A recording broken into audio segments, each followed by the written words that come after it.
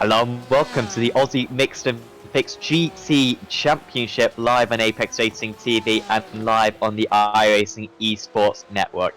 We're here for round 12 of the championship, the season finale, and what a place it is to have the season finale. It's a circuit Spa-Francorchamps to decide who the season 12 champion will be. My name is Sam Fitzpatrick, alongside me is Daniel Leap, Marco Barbanera, helping out with the cameras tonight. And as always, Daniel, it comes down to the last round. It's a pattern in this championship. Last season, we saw Timothy Thieben take the championship from Nathan Huppertz in the last round of the championship. We've had last lap battles decide the championship in the past as well. And we go into this final round, still not sure whether Craig Edwards or Joshua Thomas will be our champion for this season. Yeah, good evening, Sam. To all the viewers tuning in, great to have you back for the final round here. Yeah, it's an extremely close championship. Obviously, all the drop rounds have now been factored into it. We're looking at about a 30-point gap currently separating our two championship rivals as they go in for tonight. And what a fantastic circuit to finish it off at Spa-Francorchamps. It's going to really show the driving class of these guys from what we've seen over the course of the championship. We saw a phenomenal race last week at Sebring, and to have it all conclude here tonight is going to be absolutely amazing. Yeah, this round of the championship should have happened earlier on in the season, I believe. But unfortunately, there was a change to the GT cars. The organisers, who have done an exceptional job, as they always do, championship going from strength to strength, season on season, had to change the setups to adjust for new cars, but they are pretty much as good as can be now. So very happy to bring you this action and extend the season a little bit longer. Very thankful. Of course, this is a 13-week iRacing season. We've got a couple more moments of practice to go. We'll then hop over to the race. The drivers have already done qualifying. They had pre-qualified, a couple of splits as always because of the interest in this championship, and only the top 40 or so drivers get into this top split. We'll take you through the championship a little bit later on, but of course the main drivers, Joshua Thomas, who has the championship lead ahead of Craig Edwards. But it could still turn round. We're expecting Edwards pretty much needing to win and Thomas to finish outside the top 6 in order to take the championship. We saw a similar circumstance happen last season when Timothy Phoeben managed to get a podium with Nathan Huppert's retiring due to connection issues. That was at Belle Isle, so it could definitely happen again. A word on this circuit, Danny, I mean, we know how legendary this track is. I wonder if this is the type of circuit that a championship leader like Joshua Thomas would want to enter into this round. I mean, this is a circuit of a lot of slipstreaming.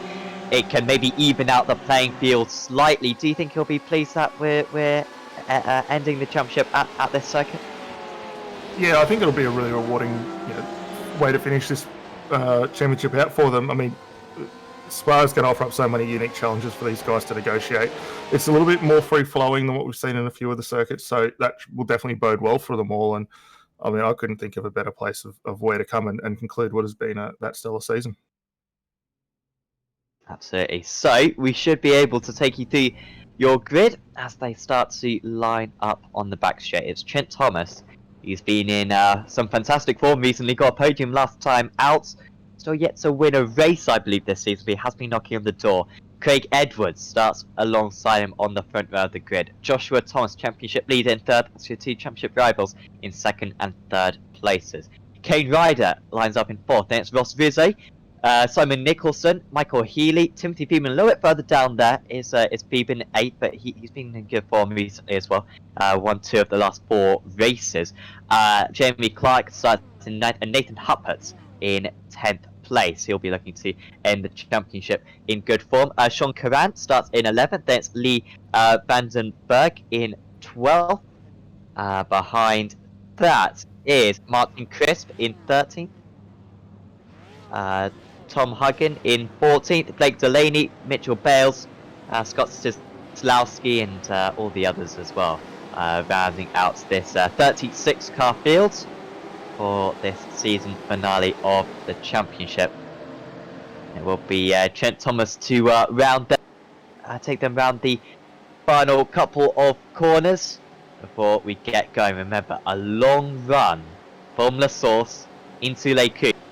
And that second place for Edwards could be the place to be, but he needs to stay ahead of Thomas. He needs to try to control this race in order to put enough cars between him and the car number 766 in order to overhaul that championship deficit.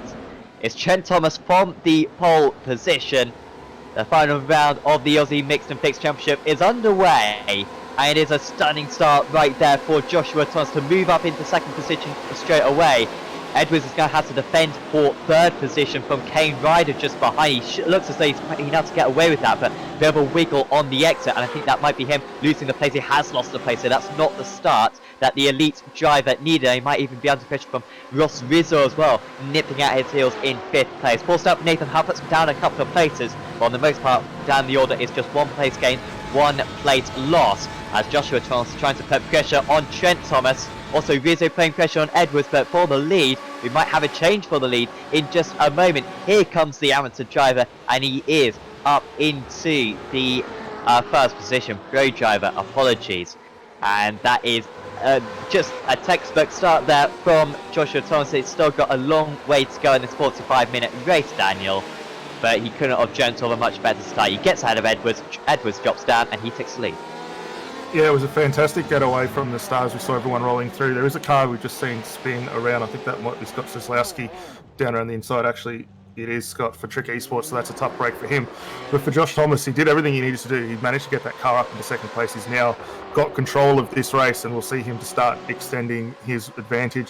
For Craig Edwards, a little bit of trouble for him though. He's got Ross Rizzo right behind, and Rizzo trying to make the most of the little deficiencies that the Ford has at the moment, trying to utilise that draft down the Camel Straight. Not quite able to get it done on the first run, but finds himself in a good, solid position to be also our lead forward out there for this event. But seeing as the guys work their way through towards the back section here, Craig Edwards starting to get a little bit of a gap now, closes back in on Kane Ryder, but Josh Thomas already 7/10 of a second up the road ahead of Trent. Yeah, he's already making a nice gap. Kane Ryder looking very quick just behind as well. He's been thereabouts as Kane throughout the season, had some poor rounds as well. Oh, we got a spinner right in the middle of the circuit. That could be a huge impact. And we are lucky that we have not just seen an aeroplane incident right there. That was Lee Vandenberg, who's had a tricky season, has shown some better signs recently as Berg, but that qualifying put him in the midfield, and that was very fortunate. Also, there was a Porsche spinning on the inside of the circuit as well. Could have been Scott Sislowski, potentially. He is down into 34th position, is Sislowski, but Vandenberg out of the race, seemingly having to tow back to the pits. We're not going to get a safety car for that incident. Meanwhile, at the front, gap back down to half a second. Yeah, gap's closing down. I think the other car involved in that was Steve Jansen, who ducked quickly into the pit lane. He's getting back underway. Mitch Bales potentially also caught up in that, and one of only three Ferraris out there tonight. So good to see a little Ferrari representation. Ross Rizzo with a shocker as he's put that one out into the gravel trap there. Rizzo, a long-time championship contender, just lacking in the second half of the season as Edwards and Thompson have been able to put in some more consistent results and finish in the top 5 consistently. Rizzo just lacking a little bit of pace, and that is a very strange mistake from him. Always fantastic with the strategy as Rizzo won at Suzuka due to the fact that he was quick enough to come into the pits under the virtual safety car. But it's not going to be a great result for him today. Edwards right on the tail of Ryder at the moment, and he's got to make that move immediately as Edwards. I recall when I think it was it Pedrosa and Lorenzo in MotoGP a few seasons ago, or maybe it was that where I think Pedrosa was trying to hold up the order in order to make Lorenzo drop down a few places. I believe that was those two, I'm not quite sure, maybe 2012. And it didn't quite work on that occasion, but you need to control the order, just back up the field, and then some places can be dropped. But at the moment he's not in a position to do that, but with Ryder not having a tow from the cars ahead, he should have a good chance into Lake King. Yeah, definitely. Craig just hanging close. He managed to close up quite nicely under the brakes there through the bus stop chicane. Now gets a pretty good run out, so he's going to set himself up for a good run here. Josh Thomas just starting to edge marginally ahead now of Trent Thomas. No relation between the two Thomases out there, both for different teams, Trick Esport and Fishy Motorsports as well. But the pace for these two are opening out very, very good to see some more inches down into turn 1. Grisdale and Burgess as well involved in that. It's been a clumsy start so far for plenty of these drivers. Already had a few big incidents, and this is just going to be a little bit of a tap up the rear. Lifts them. And then I'm not sure if those cars were merged into one. I don't think they were. It was just a tag, and then I think that was one of the drivers just going straight into the back. Maybe Grisdale just going with nowhere to go on that occasion. Edwards up into 3rd place, so he's making some good progress. Edwards, he started on the front row, had a good drop down to 4th place on the start, nearly dropped down to 5th. He's finally up into 3rd, and now he's got to set his targets on the leaders as Joshua Thomas runs a little bit wide. They have got to be careful of penalty points as well in this championship, and this is a big circuit for those points, and that is what the championship could come down to. Dominic Mellett with the penalty, lap 3, turn 1, screws very quick onto that incident, and it will be Mellett with a drive through penalty. Not the biggest penalty in this series, but Edwards is on his way right now. He took out a 10th of a second in sector 4, and he should be on to these guys pretty soon, I think. Yeah, well, the pace looking pretty good for the Porsche. We saw in pre-qualifying over the last few nights that Craig was the second quickest car out there and leading for the Porsches, only just marginally behind Trent Thomas, who we ride on board with. down into the bus stop here. So Craig's got some very solid pace in that Porsche. We've seen it look after the tyres exceptionally well over the course of the championship so far. So he'll definitely be looking to close that gap down. Currently sitting at 1 second as they work their way up and across the line here. But for Edwards here, he's doing everything he needs to do. He's just consistently knocking in those laps, and he'll start clawing his way up towards the front. Further through the field, though, the gap's still closing up for a lot of these competitors. A lot of hard-fought racing going on down in the midfield as they still work their way out. But up front, it's a very solid run for everyone. Very much into rhythm. Jamie Clark doing well in 6th place there. The pro driver, the purple, the elites, the greens, the pros, as we have got alongside for the lead. I just wonder if this is worth Joshua Thomas fighting. He only needs a top 5 in order to take this championship. He doesn't need to win. It'd just be better to let past this very racy Trent Thomas, let him go and just follow him behind. Allow Edwards to catch up. Sean Curran with an incident at turn 18. I imagine that's the final chicane. And he's been given a drive-through penalty as well. Shame for Curran. Plenty of pace this season, Curran, but hasn't quite been able to put it on paper all the time, and he will drop down from that 9th place racing. Yeah, and that'll be a tough break for him. So he'll drop from what was a solid run in 9th position, where he's already gained a couple of spots. But here's another look at what led to that penalty. As you see him down in the bus stop chicane there, just a little bit of side-to-side contact. I think that might have been Martin Crisp that he nudged there and ultimately dropped there. Actually, potentially Simon Nicholson, because he was much further up the order. Yeah, I think you're right. Nicholson moving a bit across in the braking area there. So Stewards would have had to take into account that one, but the feeling as though that was Curran's fault, and he will pay the price for it. Delaney is dropping way down now. Shame for Blake Delaney there. He is, I think he's still stationary actually, out on circuit. We might try to get a replay of that one. Here it is. He's getting back up speed. Not too much damage, fortunately, on that BMW M8. And this was where it was all by himself. We've seen plenty of incidents around here before he just loses the rear end. Way offline actually. Just misses the apex and then dips the wheel onto the gravel. And fortunate not to get more damage on that car. Still Joshua leading Trent. But it's 1/4 of a second this time. It's closer. Edwards not making much time up anymore. He's relying on these guys fighting in order to catch up. Now will Trent Thomas be able to get alongside? Here we go. Into the coupe. It's not easy to go around the outside here. But he's going to try it, Trent Thomas. And at the last race of the season, it's one of the moves of the season. Trent Thomas back into the lead. He had pole position. He lost the lead to Joshua Thomas. But that was sweet round the outside. Lots more speed. Joshua Thomas probably not fighting it too hard. But he's back into the lead. It's a 9.87. Edwards takes out a couple of tenths from that. Yeah, and for Trent, we've seen over the course of the season probably had a few unfortunate errors before him and been caught up in a lot of wrecks that weren't necessarily his fault at all. So good to see him getting a way through and ultimately returning serve to Josh Thomas down in the same spot where he lost that lead of the race early on.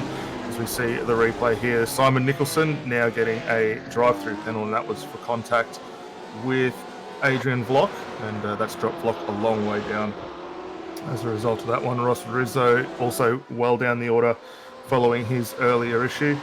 And yeah, very, very slow down in 34th position now. And the Nicholson having the hit earlier on from Curran. And that's why he was in that position. So apparently breathing a penalty there. Joshua Thomas wanted to come back here. Shocked that Edwards isn't getting more time. They're playing each other offline quite a bit. You can see from your timing tower on the left side of your screen the gap coming down a little bit, but it's still 1.5 seconds. Again going to be offline potentially. Is Trent Thomas, will he be able to take the Norway race? And I still have slightly acute angle. Now he goes wide. That's going to be a lot of time lost. And we got side by side down to Eau Rouge. This should be alright for Trent Thomas. But Joshua Thomas is challenging this one, lifts out of it. Still, once again, offline on corner entry for the elite driver. And Joshua Thomas is almost too close here. He's going to gain a lot of time very quickly. Maybe just lifts out a bit. Now he goes for it. Moves alongside. He's going to try to do the exact copy of the move he was done by 1 lap ago. He's got his nose ahead. But Trento is more confident. And Edwards still isn't gaining. Still 1.5 seconds. Must be struggling down the straights, I can only imagine, is that Porsche. Really not making much of an impression. No, we've seen in some of the tracks earlier throughout the season where the long straights come into play, the BMW with a little bit more of a top speed advantage, able to drive away, and for Edwards, he's doing what he needs to do to try and minimise that gap. Interesting though, watching our 2 leaders out the front, is seeing almost a carbon copy of what we saw in the closing stages of the Sebring race last week after that late safety car that was brought out and really recompressed the field. But Trent Thomas, again, with one of the widest BMWs in the series and showing just how to utilise the width of that car and hold that position. As we see Lee Siddles getting into a good little scrap. He's got Specchio and Nick Sanfilippo right behind the 2 XRC cars. These guys scrapping now over the 14th position. Martin Crisp leading the amateur category. In fact, I'll check out what the standings are in the amateur championship. We haven't followed it too closely this season, so apologies to those guys. Adrian Block actually leading the amateur championship at the moment. Or is he? No, maybe that's not the case. I'm not sure what order these points are in, to be honest. But they don't seem to be in order. I think it was actually Martin Crisp leading the way. Yeah, 4,700 points for Crisp at the moment, leader of the amateur championship and leader of this race. One of the most improved drivers for the season. The Canadian-born driver, I believe, Martin Crisp. Not sure if he's still resides over there. Kane Ryder jumping down. Are we about to see Ryder? Will we see tyre smoke? And Ryder, I think, has just had a spin at La Source. And that's pretty good news there for Joshua Thomas, because that's a quick driver dropping down the order. Oh, we got another off. And it's Specchio and Nick Sanfilippo.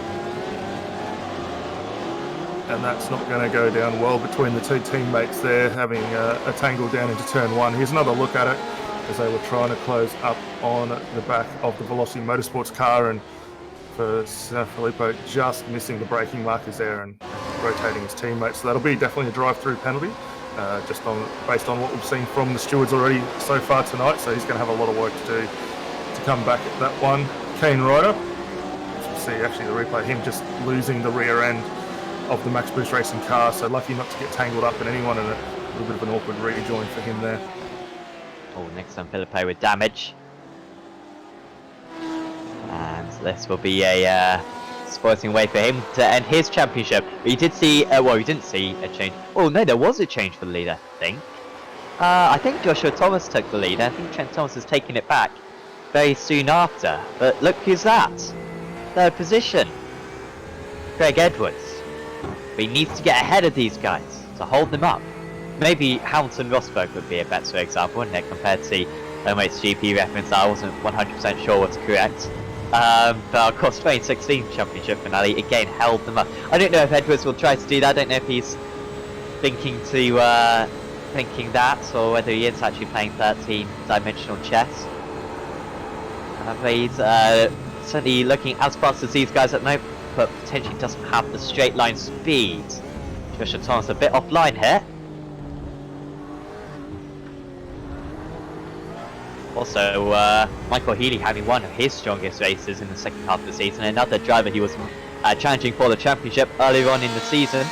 His championship challenge, a bit like Ross Rizzo, fading as the season's gone on. But he's running strong in 4th place. You can see there, personal best lap of his race, half a second faster than the 2 leaders. Yeah, very good to see both the Porsches starting to close back in on our leading 2 BMWs there, as we see Josh Thomas a little bit of a wiggle as he crest over the top of the rise there, and we'll see whether that little bobble there will help Edwards as he closes down. But the pace advantage for these 2 now, while they're scrapping as hard as they're doing, is really allowing Craig to close back in and really see this development of the 3rd fight, and it's only going to spark excitement for the final round, or for the final few laps, 30 minutes of this race as we watch it all conclude. But I think probably the best MotoGP reference you could go to, and for those that remember it from the Valentino Rossi movie, where you see the opening sequence of both him and Lorenzo, is you just got to go in there when the guys aren't expecting it, stick it down the inside and try and get these moves done. Because the longer they stay behind, as we're seeing now with Josh Thomas, he's struggling to find an opportunity to push that car up past Trent.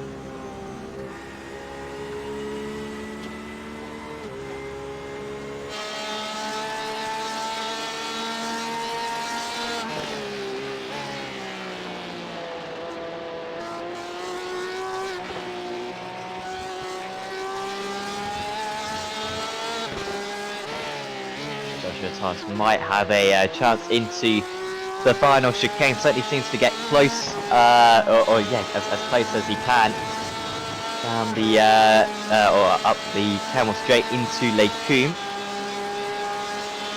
Hasn't quite been able to find a way around the rest of the circuit. Just easy defend, seemingly into the final chicane.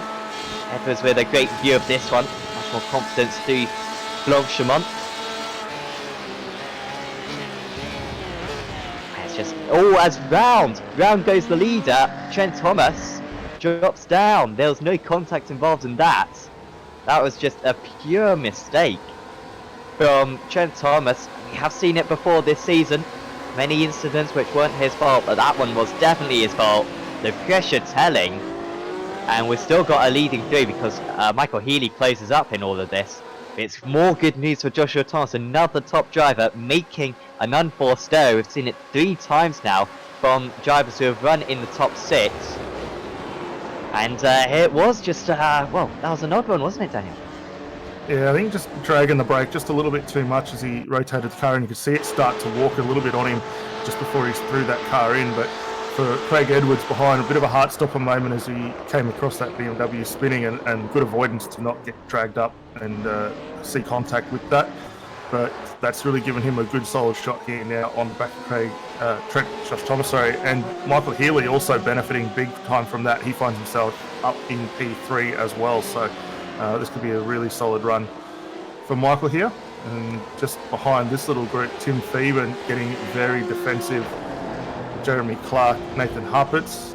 See Peter Hunter just getting rotated around. Actually, it's Jesse Butler, Michael on Esports going around as well, so that's a little unfortunate there. Very awkward situation to spin at that corner. I've been in races where obviously I haven't done that. Oh, as Michael Healy is getting past Craig Edwards now.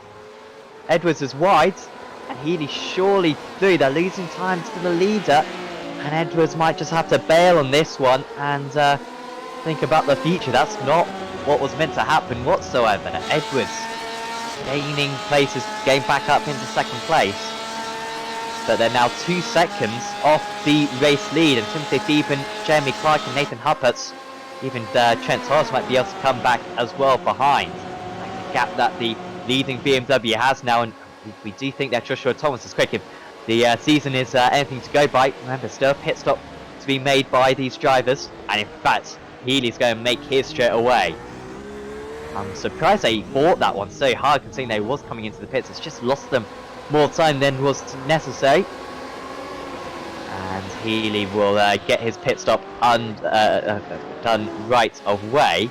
What do you think the logic there is, Daniel? Why will Healy be coming in so much sooner than his team was so much sooner than his rivals, when we think these cars can go probably another 10 minutes?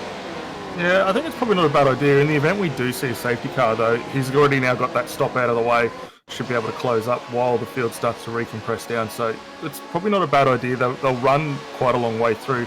But for the guys further down or further up that are still continuing to lap through, as we just see the replay there with Peter Hunter unloading Jesse Butler, and subsequent drive through that'll come from that. It's a pretty smart move. I mean, we've seen a lot of guys come through around the 20-minute mark to start the stops off. For Healy now, he's back underway. It's a pretty quick stop, 13 second stationary, 45 total transit time, so relatively quick speaking. And he's now in a good prime position, a little bit of clear track space. He can start pushing and get that car back up into a good fight.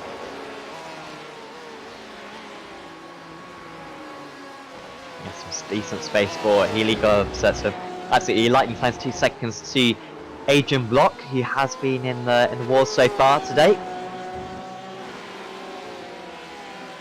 Joshua Thomas now with a 2.3 second lead. Top of the amateur drivers, Martin and Chris. Top of the rookie drivers, Chris Keeping. As we've seen plenty of times this season, Chris Keeping has certainly been the best rookie driver of the season in these top split races. Glaz Paul, who was having a good run, the elite driver, and he has spun at Puon. Plenty of mistakes so far for these drivers. There's no grass out here on the exit of the corner, but he's lost it on the inside curb seemingly. But locking up the brakes and managing to get the car back in a straight line nice and quickly. You've had another issue though, and that time I think he may have hit the wall. There's some kind of damage to the front of that car. That's a little bit dangerous to come back, but he did have a gap behind him. That's cool from the top 15, way down the order now. Yeah, I think that second spin would have been as a result of the first. The tyres definitely would have had a lot more heat in them, not being in the desired grip range there, so that's really hurt him and dropped him well down the order. Lucky not to have made further contact with anyone else as a result of it. But he'll get back underway, so don't worry about that one. Up front though, Josh Thomas extending the lead over Craig Edwards, 2.2 seconds as they crest the top of the hills, start the long run down the Camel Straight. And for Edwards now, he's going to have to keep an eye. He's got 4 Porsches starting to close up on him. We've got Tim Phoeben getting involved in that, who is rebounding after what was a pretty dreadful race for him last week at Sebring, but coming home on with a strong run here, and ultimately will probably have to relinquish the number 1 on the door card, but he's going to put in a hell of a fight as we see him closing up on Craig Edwards. Jeremy Clark getting into it. Nathan Huppert's up there. And not too far behind, Trent Thomas trying to recover after that spin that we saw only a handful of laps ago down into the bus stop.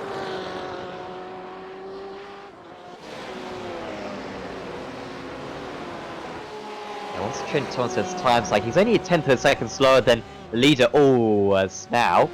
Got Mark Samuel rounds. Which we haven't seen too much of so far this season. It's another mistake, and that was pretty close to contact. Further up, Hupperts versus Clark. Hupperts up into 4. Doesn't look like he's going to win a race this season, Hupperts. I don't believe he's won a race at least so far this season. But Daniel, you have you're free to correct me if I'm wrong on that one. It's the runner-up from last season. Nothing to lose. It's only 4 seconds off the lead. Very close field that we have today. The top 6 separated by just over 6 seconds.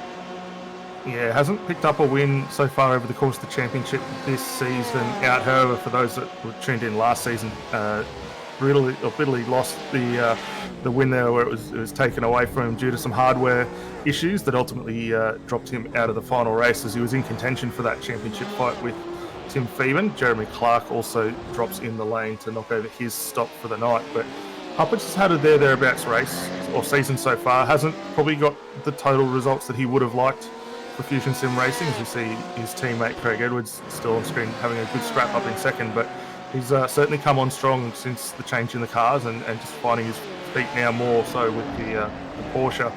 As we watch, Michael Healy just gets in under Adrian Block and will start coming back up through the field. Healy, the first of our front-running stoppers as well, so that car's starting to find form again now.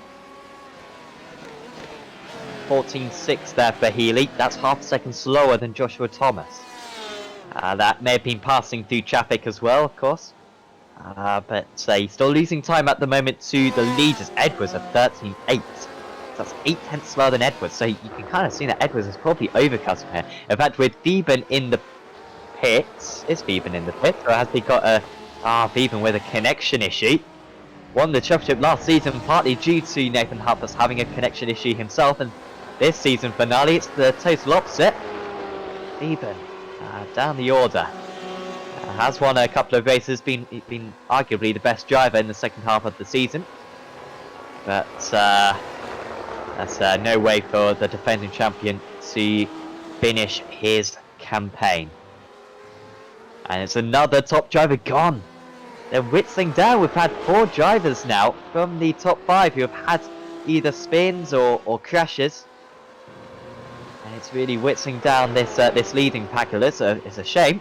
because now you can see the gap between the top drivers starting to spread out, although a couple of them, of course, have come into the pits. Edwards now 2 seconds behind Joshua Thomas, this champion, ebbing away from Craig Edwards. He needed to beat Thomas by a handful of positions. Doesn't look like that's going to happen at the moment. If it ended like this, Thomas would win the championship, I believe, by 31 points, as they're both into the pit. So that seemingly is the limit for fuel. Everyone's coming into the pit. Yeah, and seeing Nathan Huppert there almost grazed the wall as he threw that car in. Here's just a quick recap of that run. He got it nice and braked quite straight late into the bus stop there. Flicked it across pretty harshly into the pit lane, almost collected that outside wall, and that would have seen a result of the fast repair there to get back underway. But everyone now from the top 10 in the lane getting those stops done. Healy is still out on track circulating after his early stop. Interesting to see now where he finds himself out as everyone's down and away. And actually, Craig Edwards has gained a fistful of time over Josh Thomas there. I'm surprised that is the case. A little bit wide as well for one of the Porsches further up. I'm just a bit concerned that is that Huppert's? Yeah, I think it was Huppert's who crossed the line, so I hope he doesn't get a penalty for that. Edwards with a shorter pit stop, 1.5 seconds less fuel, and he's going to go for the lead here. Had to do something spectacular. He's done something spectacular. Are we going to see something out of the ordinary again? Not into Lake Coup. Edwards is so good on the stretch sheet. You can rely on him to... Oh no, he spun round, Edwards. He spun round, and that's surely the championship probably decided that he got himself back into play with the short pit stop.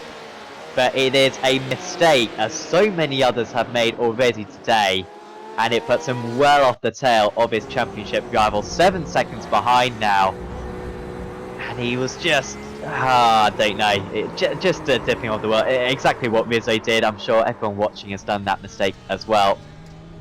And you just wouldn't normally see that, would you? Right there, Daniel. I mean, Craig Edwards, he's barely put a foot wrong all season long, and he makes an easy mistake like that.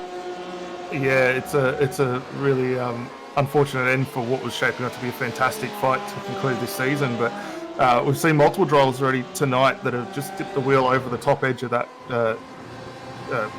curbing and ultimately lost it as they've gone through there. So very unfortunate for him, and he had a sublime pit stop there, caught up next to all the time that he was behind, 2 seconds before the pit stops took underway, and just very unfortunate not to get away with that. Nathan Huppert here. We're just going to quickly look at the get out of the pit lane, because he straddled the white line there quite hard, and wouldn't be surprised if iRacing deemed that as a drive-through penalty. It's very unclear where the penalties are. For example, Monza, you can cut it halfway down the pit exit line. But I mean, if you're following the line, that's a charity penalty all day long. But he hasn't served it so far, at least. You have got a few laps for you to serve it.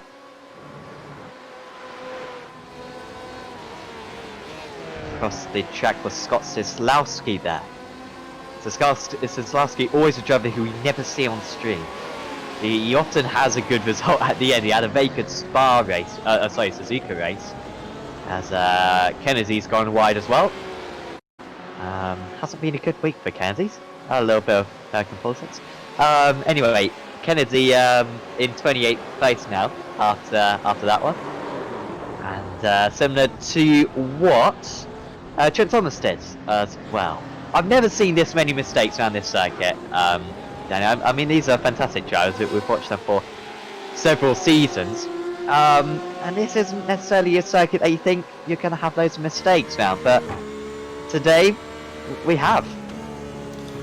Yeah, I'm really surprised to see the volume of issues that we've had out there. I mean, the guys would have put in a huge amount of laps over the course of the week, getting themselves settled with this car. Obviously, it is a fixed setup, and the only changes we've seen were earlier when we actually missed this event and put it further back for and went to see Suzuka. Apologies.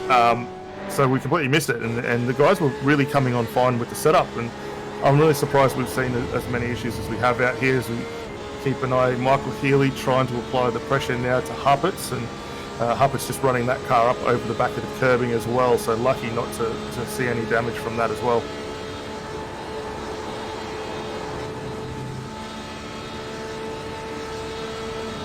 Inside, outside. Nowhere for Healy. Just helping Joshua Thomas. Up to a 3-second advantage now. Jeremy Clark, could he get a podium? So recall Clark getting a podium in the past. And again, I may be wrong on that one. Has been around the championship for a while, Clark, but this is by far his best drive of the season. Fastest driver of anyone. Well, Edwards was faster, to be fair. But faster than the drivers ahead, at least, of him.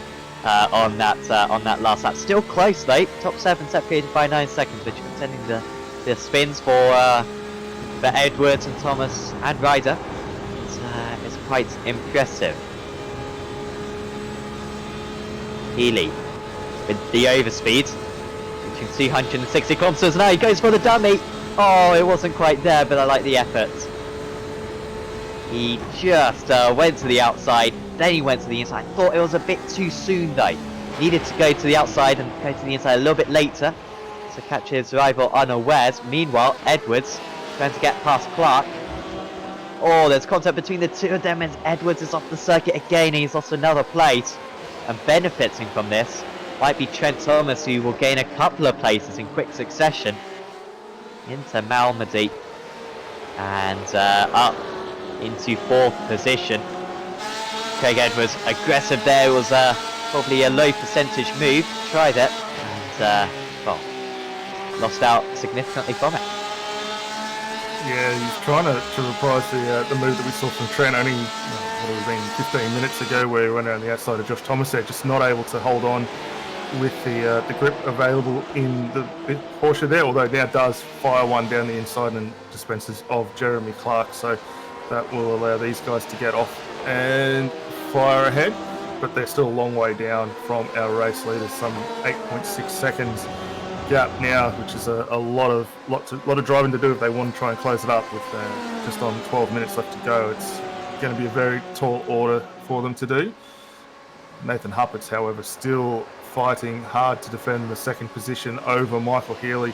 We almost saw that contact down the Camel Straight and just getting it up on the curb. The Porsche notoriously bad across the curbs at the moment, and that actually has allowed Michael Healy to get that run through.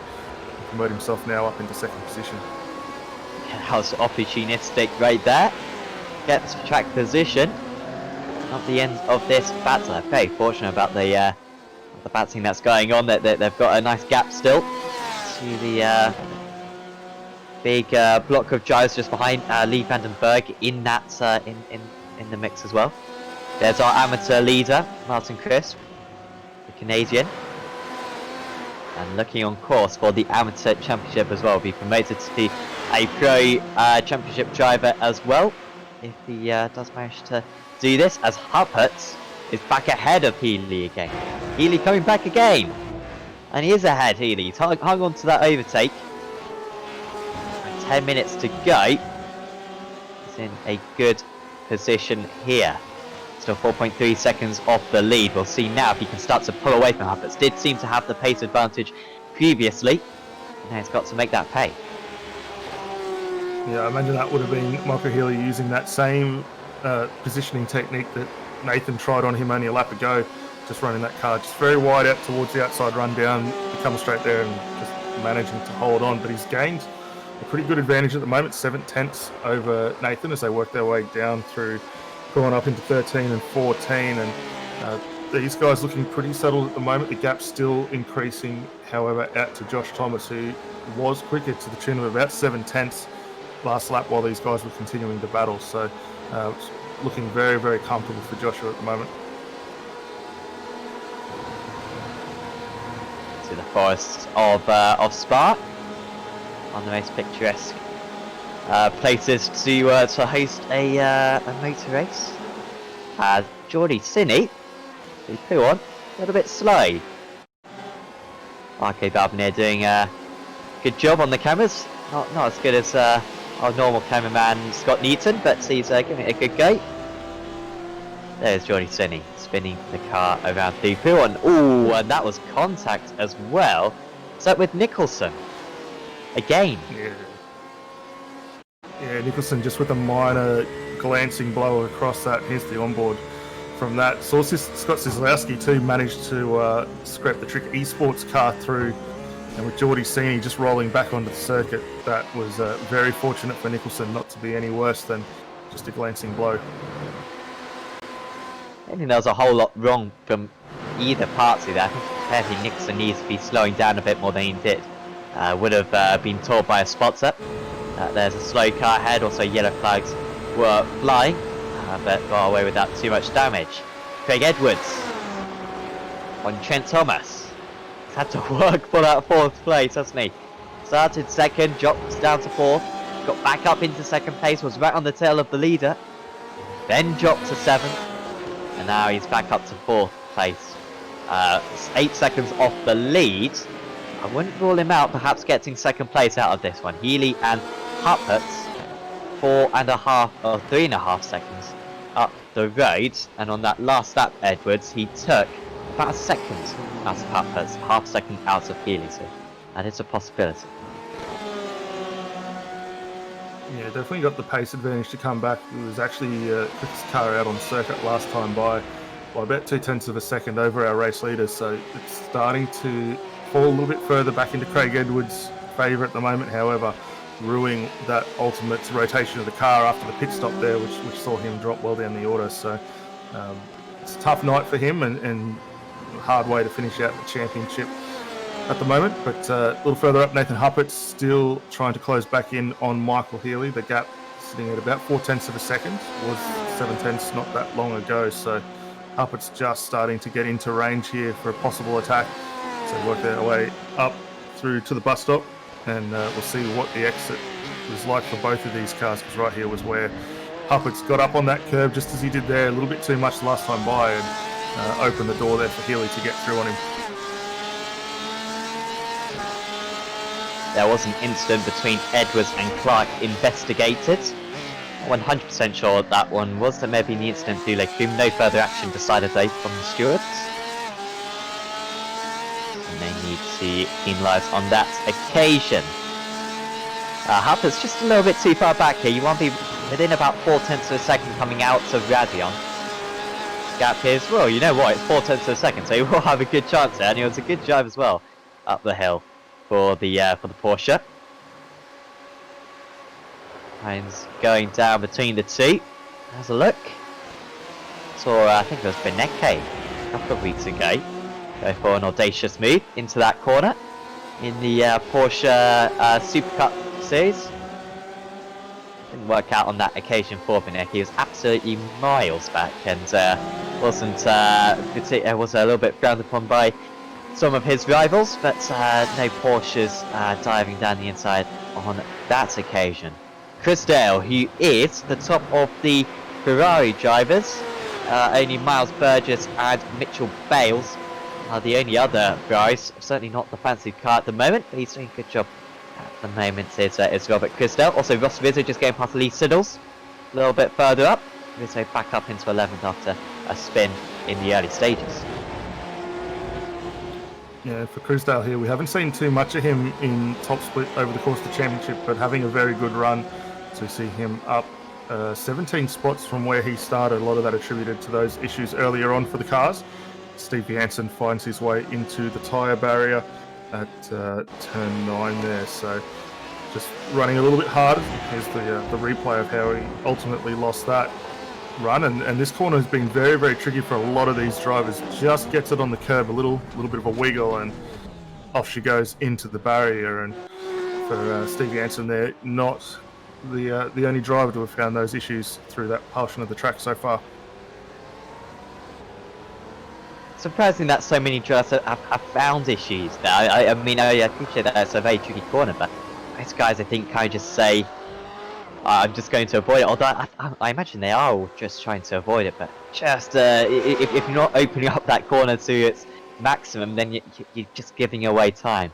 Really surprised that doesn't happen more often, particularly in the Spa 24 hours. Because that is easy to do, especially in these GT cars. 4 seconds between Joshua Thomas and Michael Healy. Healy might be done again here by Hubbard. This one will go down to the last lap. I think you want to have track position going on to the last lap around this circuit, just because it's not necessarily easy to overtake through Lake Hume. It's such a narrow section of corners. But Healy giving up pretty easily, and Hubbard's back up into second place. This hasn't really been a quintessential Joshua Thomas drive, I'd say, today, Daniel. I mean, I'd like to say that it is. You know, this is how he's won the championship as such, but he's just been, I would say, across the 12 rounds, the fastest driver has Joshua Thomas. I mean, he has had setbacks, has made mistakes, could have got more wins than he has done. So today's race is almost a little bit of a weird one, where he hasn't necessarily been the fastest driver. He hasn't necessarily had to use at least his pace, but his consistency has been phenomenal, and that's what's looking as though it's going to get him the race win. Well, yeah, and at the end of the day, consistency is key for these championships. Obviously, we've gone through 12 weeks of hard racing across 4 endurance rounds, 8 sprint 45-minute events, and you know, to have wrapped up the runs that he's been able to put together. While he may not have taken as many wins as potentially, he's just knuckled away and gained those points, and ultimately that has been what has led to this. He's certainly a driver out there that we'd look to see being promoted at the end of this championship. We know he's very consistent in that car.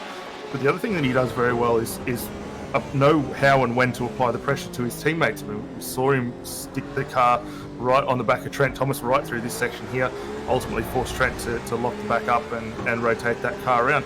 But yeah, while he may not have been the quickest as far as qualifying went, it's that consistency and driving determination that is doing everything it needs to do right now. I wonder if he can stay on board with Craig Edwards, who has lost 4th place to Trent Thomas in the last couple of laps, because it seems as though Thomas is just driving away from him down the straights. The Porsche probably faster through the corners, gains a lot of speed through Eau Rouge and Razion.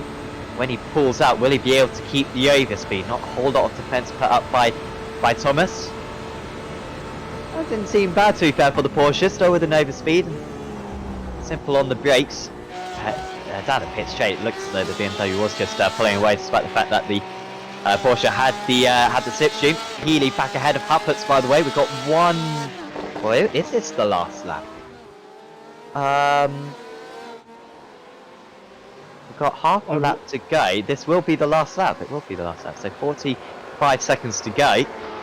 I was just thinking, I don't think Edwards would have enough fuel to go an extra lap, because he put in so little fuel at his last pit stop. So probably banking on there not being the extra lap.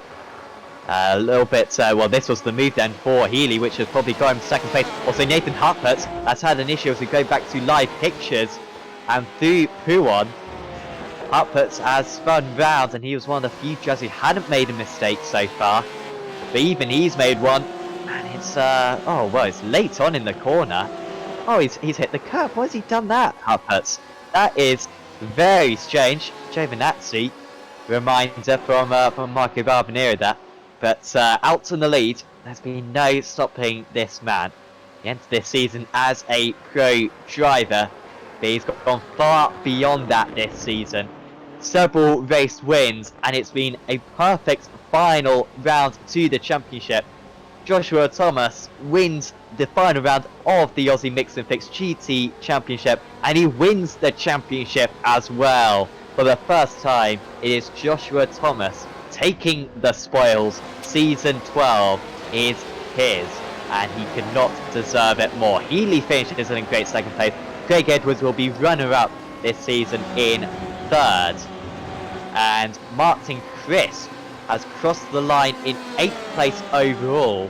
I wonder if we can get cameras on him, because we believe Crisp has won the Amateur Championship.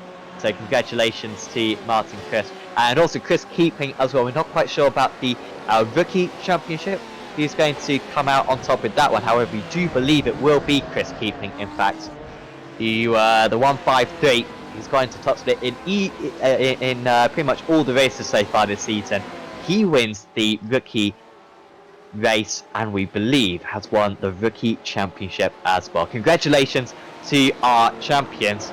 It goes without saying, of course, Joshua Thomas, the winner overall and winner of the pros. And he'll be delighted. Les Champions, Joshua Thomas. And Daniel, this, Joshua's been around the championship for a couple of seasons since we've been broadcasting it on Apex Racing TV. And he's slowly been moving up the order, but I no disrespect to him, I don't think we expected this championship run from him, but he hasn't, got into it via luck. He hasn't got into it just by finishing all the races.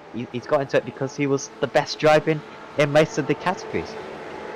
Yeah, definitely. I mean, I don't think come to the start of the championship, we probably would have put money down on Fisher Motorsports and Josh Thomas, let alone to take the championship. But for himself and for the team, it's been an outstanding run over the course of the 12 events, and they've sealed it with a very dominant finish here at Spa tonight. And hats off to them and the team for the stellar work they've done. But I mean, if you had to go back to the season start, it would have been probably the likes of Craig Edwards, Tim Feeman, Nathan Hupperts would have been probably our prime three that we would have thought would have been up there for it. And for Josh to do what he's done is a fantastic event, and looking forward to seeing the number one finding its way onto the door of the Fisher Motorsports for the next championship season. Has been a bit of a curse, the number one.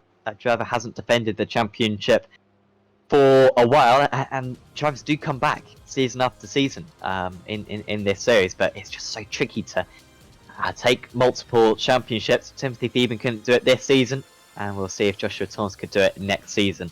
I'm sure he will be returning back very soon.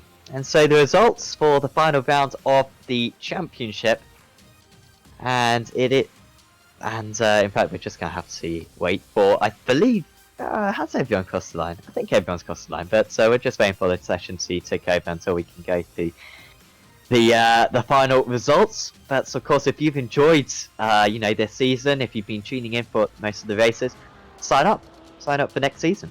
Go to, I believe, the Aussie Mixed and Fixed website, or go to the Discord as well. Contact Brian Kolstad on Discord if you want to get sign up details. Sign up for the championship. It's free entry, of course. Trak Racer and Acuta Solutions covering all the fees with their fantastic sponsorship. And certainly do sign up, because it's one of the best series that we broadcast on Apex Racing TV, and one of the best series as well on the iRacing esports network. So especially if you're based down under, sign up for the championship. And I'm sure you will enjoy season 30. And also, just a word for Acuta Solutions and Trak Racer. Acuta Solutions doing rigging and safety equipment, everything you could need. If you need rigging and safety equipment, if you're in a proper business, setting up that stuff, if you're in the construction business, certainly go to Acuta Solutions. Or if you're just doing DIY as well, some really useful stuff to keep yourself safe around the house. So certainly go to acutasolutions.com for that, and also Trak Racer as well, providing some of the best sim racing rigs in all of sim racing. Certainly go to them. Loads of kind of customizable options for Trak Racer. You can get loads of different rigs, so certainly recommend checking them out as well. Trak Racer without a C, and go to their website as well. We should be able to go the results, however they're not showing at the moment, so I think we'll just read out the top 10, and then we'll go to our interviews in just a moment. Josh Thomas wins out, Michael Healy in second place, Craig Edwards in third, Trent Thomas in fourth, Jeremy Clark in fifth, and then it's Nathan Hupperts, Kane Ryder, Martin Crisp top of the amateur drivers, Tom Huggan, a good drive actually from Huggan. Of course, the amateur champion from last season hasn't been a great season for him, but ninth place at the last round of the championship is very good for him. And Chris Pellet as well, rounding out the top 10, getting 10 places there. Was Pellet top of the rookie drivers, was Chris keeping in 20th position.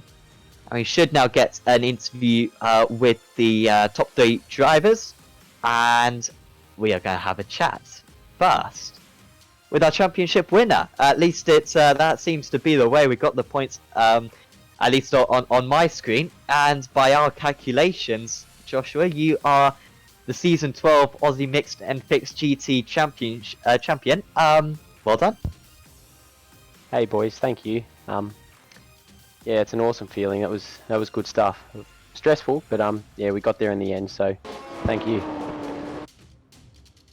Yeah, and that last round of the championship must have been nervous for you. Going into this round, were you thinking any differently compared to normal, or were you going to attack this race as you normally do, or were you going to take a slightly safer approach, seeing that you did have that cushion?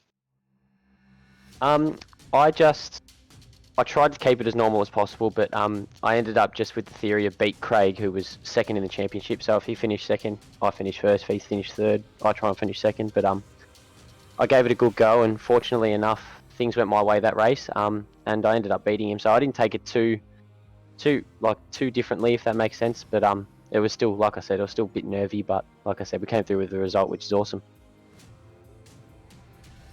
And what would you say the difference between last season and this season has been? We were talking just before about how, you've had some good results in the championship before, but haven't really changed for the championship as far as we've seen. But this season, it looks as though you've done it for years. So can you put your finger on what's changed? Last season was my first season, and I probably didn't. Not that I didn't take it seriously, but I probably just didn't put enough practice time in. And then towards the end of last season, I started getting really good results, and I thought, you know what, I might be in with half a chance next season. And I had a few good results at the start of this season, and I thought, bugger, I better follow this through and see where we land. And fortunately enough, I kept to it, and I think it was just more practice, to be honest, doing more laps during the week, and yeah, well, practice makes perfect, so it was good. Well, can we expect to see you back for next season? And if so, are you going to be tempted by trying out the Corvettes for next season as well? Yeah, you'll see me back next season for sure.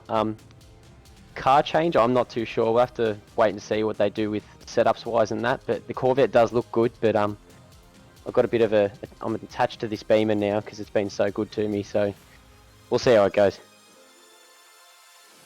Awesome. Well, congratulations on the title, Joshua. It's thoroughly deserved. Is there anyone you'd like to give a shout out to?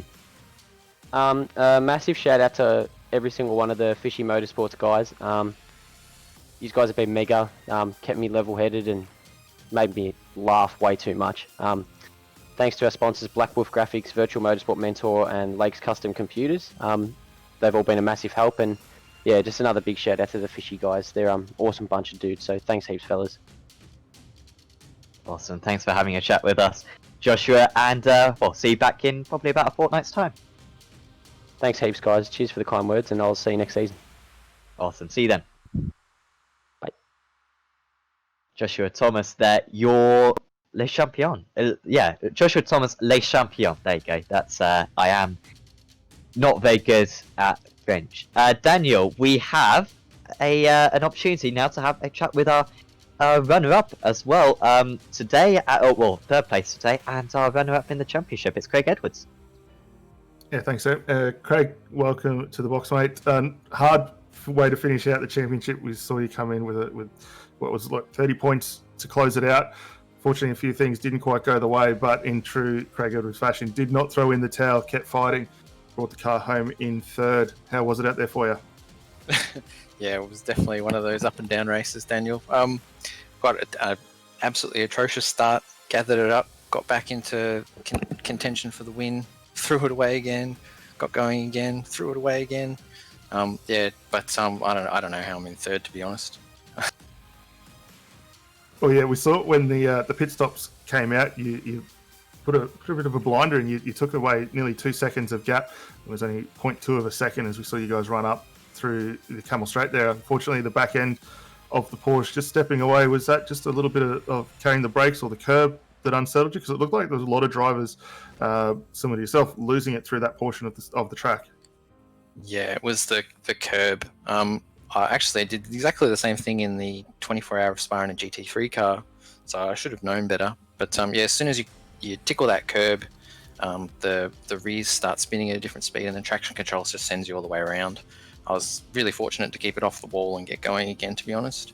And yeah, from there I was playing catch up, and somehow back to third, but it's it wasn't looking likely at any point.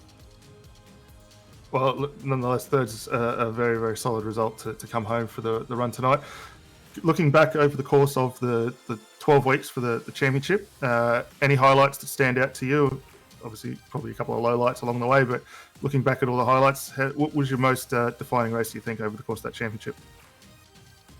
I'm not sure, actually. Obviously, the ones that I won, probably Daytona, actually, because I feel like even with that beautiful little virtual safety car, I reckon I'd done enough to secure that little gap that would have got me the win anyway. So I felt I maximised there. Everywhere else, there's probably I had some good results, but maybe could have done more. Certainly my qualifying was a bit wobbly this season, so I'm going to be working on that for next season. But runner-up, you can't complain too much about that, and especially against Josh, who really didn't put much of a foot wrong all season.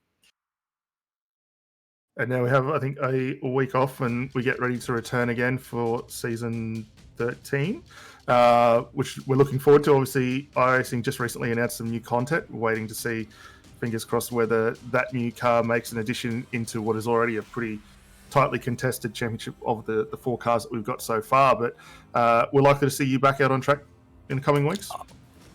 I'm a long-standing stalwart of this series, and I don't intend on leaving it anytime soon. So yeah, I'll definitely be back.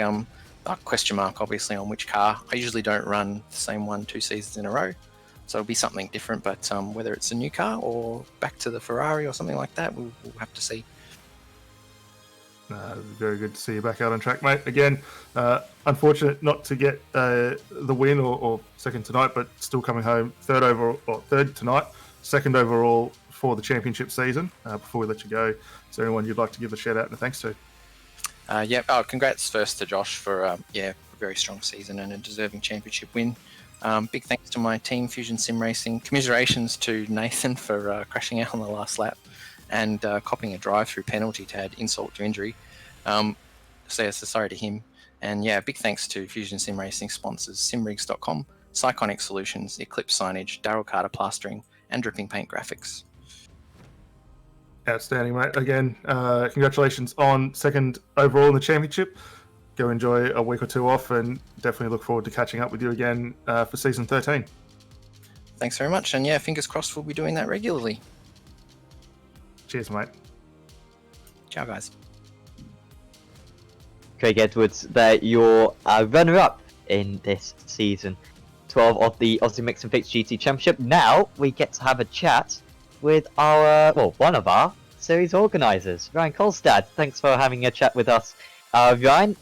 Congratulations to you as well for putting together another fantastic championship. It's not easy to build on kind of success season on season, making this series more respected and more bigger and bigger, improve the driving standards every season. But you've done it again. Oh, thank you for having me in here. Season 12's been a fantastic season. This is the end of 3 years for the GT series for us, so I never would have thought 3 years ago I would have made it 3 years of running these series. So testament to all the drivers who turn up each and every week. Without these guys turning up, we don't have anything. And big congratulations to Josh Thomas. We're still working on the points, but I do believe he has taken out the championship. So that's congratulations to him. He's had a fantastic season and thoroughly deserves that accolade of taking out this series. And really looking forward to season 13. Just really like to thank my sponsors for the series of Trak Racer,